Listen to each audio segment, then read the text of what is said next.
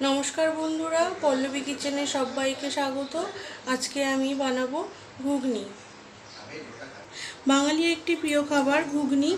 এটা অনেকেই খেতে পছন্দ করেন, অনেকে মুড়ি দিয়ে খেতে পছন্দ করেন বা বিকেলে ঘুগনিটা খেতে অনেকেই পছন্দ করেন।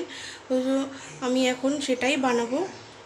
এখানে আমার কড়াইটা গরম হয়ে গেছে। এবার আমি দিয়ে দেবো কড়াইয়ের মধ্যে 2 থেকে 3 টেবিল চামচ তেল।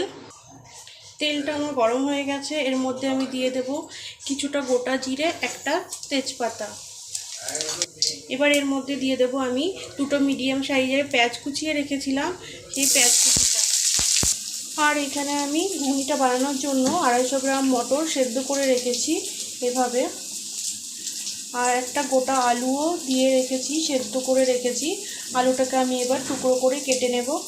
দেখুন বন্ধুরা, আমার পেঁয়াজটা ভাজা হয়ে গেছে। এর মধ্যে আমি দিয়ে দেব 2 চামচ লঙ্কা গুঁড়ো। আর এর মধ্যে দিয়ে দেব 2 টেবিল চামচ আদা রসুনের পেস্ট। দিয়ে এটাকে আমি ভালো করে নাড়িয়ে নেব। আর এর মধ্যে দিয়ে দেব 1/2 চামচ হলুদ। যদিও আমি মটরটাকে নুন হলুদ দিয়ে সেদ্ধ করে রেখেছি, তবুও আমি এখানে 1/2 চামচ হলুদ অ্যাড করলাম। আর দেব স্বাদ মতো নুন। আর এর মধ্যে দিয়ে দেবো একটা কুচি করে কেটে রাখা টমেটো। দেখুন বন্ধুরা, মশলাটা কষানো হয়ে গেছে, মশলা থেকে তেলটাও ছেড়ে দিয়েছে। এর মধ্যে দিয়ে দেবো আমি এখন সেদ্ধ করে রেখেছিলাম যে আলুটা, ওটাকে কেটে রেখেছি, সেই আলুটাকে এর মধ্যে দিয়ে দেব।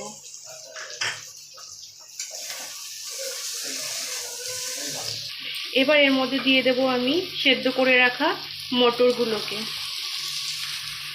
দিয়ে এইভাবে ভালো করে আমি মিশিয়ে নেব। দেখুন বন্ধুরা, আমার মটরটাকেও ভালো করে কষানো হয়ে গেছে। এর মধ্যে দিয়ে দেব জল, যে জলটা আমি সেঁকে রেখেছিলাম। মটরটা আমি সেদ্ধ করে জলটাকে সেঁকে রেখেছিলাম, সেই জলটাই আমি এর মধ্যে দিয়ে দেব।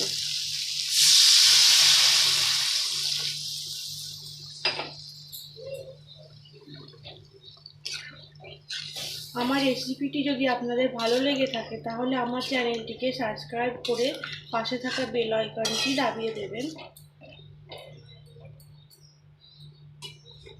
এইভাবে বানাবেন, একবার বানিয়ে খেয়ে দেখবেন, আশা করছি খুবই ভালো লাগবে। ঘুগনিটা আমার রেডি হয়ে গেছে। এর মধ্যে দিয়ে দেব আমি এখন 1/2 চামচ গরম মশলা।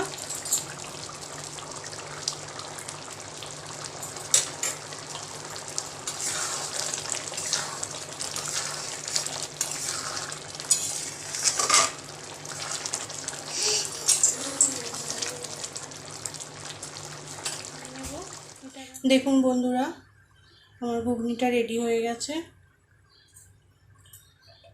এরকম ঘুগনি তার সাথে যদি লুচি থাকে একদম জমে যাবে।